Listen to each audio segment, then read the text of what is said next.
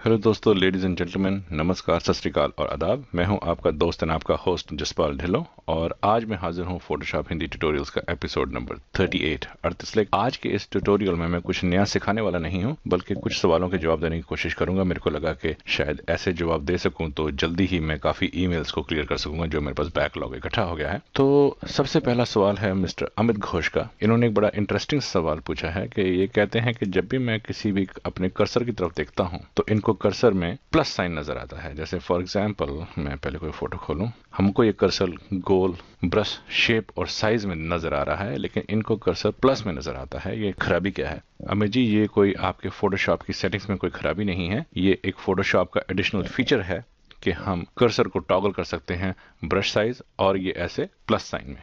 ये क्यों आता है प्लस साइन? जब आपको बहुत ही प्रिसाइज, बहुत एक्यूरेट सिलेक्शंस बनानी हो, उसके लिए आपको ये मालूम हो जाता है कि आप कहाँ पे कर्सर लेके जा रहे हैं, सिलेक्शन कैसी बनेगी। या अगर आप कोई पेंट ब्रश यूज कर रहे हैं और अगर आप बड़ी प्रिसाइज पेंटिंग करना चाहते हैं कहीं पे, तो उसके लिए कुछ लोग प्लस साइन को यूज करते हैं। इसलिए ये टॉगल स्विच है और बड़ा आसान है। आपके कीबोर्ड पे जो कैप्स लॉक का बटन है, अगर आप उसको एक बार दबाएंगे तो ये ब्रश साइज में आ जाएगा ओरिजिनल, दोबारा दबाएंगे तो ये टॉगल होके प्लस साइन में आ जाएगा। दूसरा इनका सवाल था, जब ये ब्रश मोड में आते हैं तो ऊपर मोड में ये सारी ऑप्शंस अवेलेबल हैं। ब्रश के ब्लेंडिंग मोड्स जो हैं, ये कहाँ पर यूज होते हैं? अमित जी, ये ब्रश मोड्स जो ग्राफिक डिजाइनर्स हैं, डिजिटल पेंटर्स हैं, ज्यादातर वो यूज करते हैं। हम लोगों को इतनी ज्यादा जरूरत नहीं पड़ती। कभी कभी हम 2-4 ब्रशेस मोड्स को बहुत ज्यादा यूज करते हैं। एक तो ओवरले मोड पे, ब्लैक हमारा फोरग्राउंड कलर है, अगर मैं ओवरले मोड में अगर मैं व्हाइट के ऊपर पेंट करूं तो देखिए व्हाइट को कोई असर नहीं होने वाला, लेकिन जो ब्लैक कलर्स हैं, जो डार्क कलर्स हैं, वो काले होते जाएंगे। ये देखिए,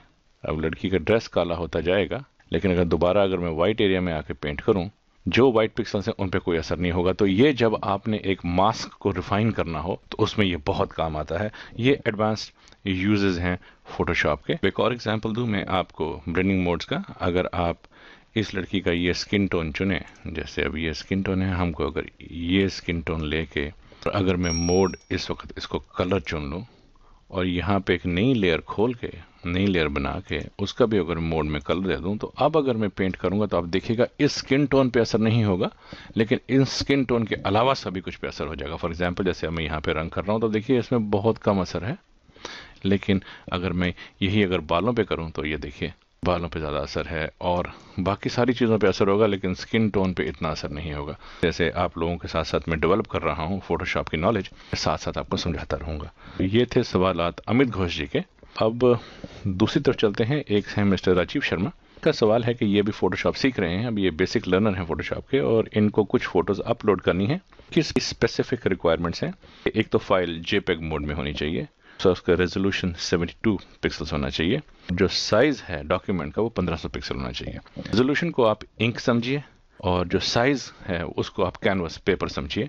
जितनी ज्यादा इंक यूज करेंगे उतने ज्यादा रिच गाढ़े कलर आएंगे और जितना बड़ा पेपर होगा उतनी बड़ी फोटो आएगी। जैसे इसी फोटो को उनके मुताबिक अगर भेजना हो, इस बार हमको 2 अलग अलग पे काम करना पड़ेगा, इमेज साइज और कैनवस साइज। आप इमेज पे आइए, सबसे पहले इमेज साइज पे आ जाइए। यहाँ पर आप रेजोल्यूशन बदल सकते हैं, जो भी रेजोल्यूशन आपको चाहिए वो यहाँ बदल सकते हैं। अब ये देखिएगा, ये पिक्चर जो है 124 बाई 224 पिक्सल की है। आप यहाँ पे इसका कैनवस नहीं बदल सकते। अगर आप यहाँ पे क्लिक करेंगे, ये देखिए यहाँ पे पिक्सल्स ऑफर नहीं होती हैं। रेजोल्यूशन बदल के इसको ओके कर दीजिए, इसको एक्सेप्ट कर लीजिए, सेम इमेज में जाइए और आपकी कैनवस साइज में आइए। कैनवस साइज में आपको मालूम है उन्होंने 1500 पिक्सल मांगा है। यहाँ पे आप पिक्सल्स पे आ जाइए। 1500 पिक्सल्स बेसिकली 5 इंच के आसपास बनती हैं। यहाँ पे अगर हम इसको 1500 पिक्सल कर दें, अगर आप इसको ओके करेंगे तो देखिएगा ये फोटो में चेंजेस आ जाएंगे। वहाँ पे देखिए, क्योंकि फोटो उससे छोटी थी, मैंने जानबूझ के एक छोटी फोटो चुनी थी, तो अब ये देखिए आपके फोटो के साथ एक्स्ट्रा कैनवस जुड़ गया है। जब अब आपने इसको सेव करना है जेपेग में, JPEG universally accepted photo format है, तो आप जब भी इसको सेव करेंगे, मैं इसको सेव एज करूं, ये डिफॉल्ट तो फोटोशॉप में पूछ रहा है, लेकिन अगर मैं इसको सेव करूं जेपेग में, अब इसको जेपेग में सेव कीजिए। यहाँ पे मैं इसको रिप्लेस नहीं करता हूँ, इसका मैं एक और नाम देके सेव करता हूँ, ताकि इसको आप सेव कीजिए। यहाँ पर आप पूछेगा कौन सा फाइल साइज आपका कितना है। अगर आप छोटी फाइल भेजेंगे लो रेजोल्यूशन की, वो स्मॉल फाइल है, उन्होंने 12 कंप्रेशन मांगा था, तो ये 12 साइज अब यहाँ से सेट करके अब आप इसको आप ओके कर सकते हैं। ये फोटो उसी साइज की वहाँ चली जाएगी। तो ये था सवाल जीव शर्मा जी का केदार चौधरी जी ने मुझे कुछ सैंपल्स भेजे थे फोटो के, और उन्होंने कहा था कि ये इफेक्ट्स कैसे लाए जाते हैं। केदार जी, अगर आप चौधरी साहब, अगर आप ये सैंपल्स अगर आप मुझे भेज रहे हो तो आप मुझे एक ईमेल कीजिए या अपना फ़ोन नंबर मेरे को दीजिए। मैं आपसे फ़ोन पे ये पूछ लूँगा कि आपको ब्लेंडिंग मोड्स की कितनी समझ है, फिर मैं उसके ऊपर आपको एक ट्यूटोरियल बना के भेज दूंगा। और एक मधुसूदन मौर्य जी हैं, इन्होंने मुझे ऑटोमेट के फंक्शन के बारे में पूछा है। फाइल, यहाँ पे ऑटोमेट। तो मधुसूदन जी, अगर आप मेरे ट्यूटोरियल्स नंबर 10 और 24 देखें, अगर आप ये देखें, ये ऑटोमेट में batch, droplet, contact sheet, lens correction, merge to HDR pro और फोटो मर्ज। ड्रॉपलेट का जो वो मैंने एपिसोड नंबर 10 में उसके बारे में बात की हुई है। अगर आप एपिसोड नंबर 10 देखें तो आपको ड्रॉपलेट की समझ आ जाएगी। और अगर आप फोटो मर्ज के बारे में, अभी मैंने रिसेंटली एपिसोड नंबर 34 किया था, तो वो भी आप देखें तो उसमें भी आपको समझ आ जाएगी। लेकिन जैसे जो बाकी हैं, जैसे मर्ज टू HDR प्रो है और बैच और PDF बैच, खास करके बैच, लेंस करेक्शन और HDR प्रो, ये एडवांस्ड वर्जन है। ये मैं आगे इनके ऊपर एक ट्यूटोरियल लेके आऊँगा। PDF प्रेजेंटेशन ईजी है, मैं इसके बारे में अगला एक ट्यूटोरियल बना के ऑनलाइन पोस्ट कर दूंगा ताकि सभी को उससे बेनिफिट हो।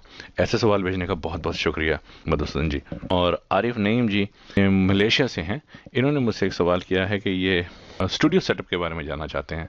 तो नईम जी, मैं आपकी नॉलेज के लिए बता दूं कि मैं बहुत जल्दी ही स्टूडियो सेटअप के ऊपर ट्यूटोरियल्स लेके आऊँगा, वो भी एपिसोड्स के ऊपर होंगे। उसमें मैं बताऊंगा स्टूडियो का सेटअप कैसे किया जाता है, लाइटिंग का क्या सेटअप है, एक लाइट, 2, 3, 4, 5 डिफरेंट लाइट्स को हम स्टूडियो में कैसे यूज़ करें, कैमराज और लेंसेज कौन से यूज़ करें, बैकग्राउंड्स कौन से यूज़ करें और कैसे बैकग्राउंड यूज़ करें जिनके ऊपर हम स्पेशल इफेक्ट्स ला सकते हैं, पोर्ट्रेचर के लिए लाइटिंग सेटअप कैसा होना चाहिए, वेडिंग के जो प्री वेडिंग फोटोशूट जो यहाँ पे बहुत पॉपुलर है, मुझे नहीं पता कि इंडिया में कितनी पॉपुलर है। यहाँ पर आप वेडिंग से पहले दूल्हा दुल्हन को वेडिंग ड्रेसेस में नहीं, उनके नॉर्मल ड्रेसेस में लाके उनकी फोटोशूट काफ़ी पॉपुलर है।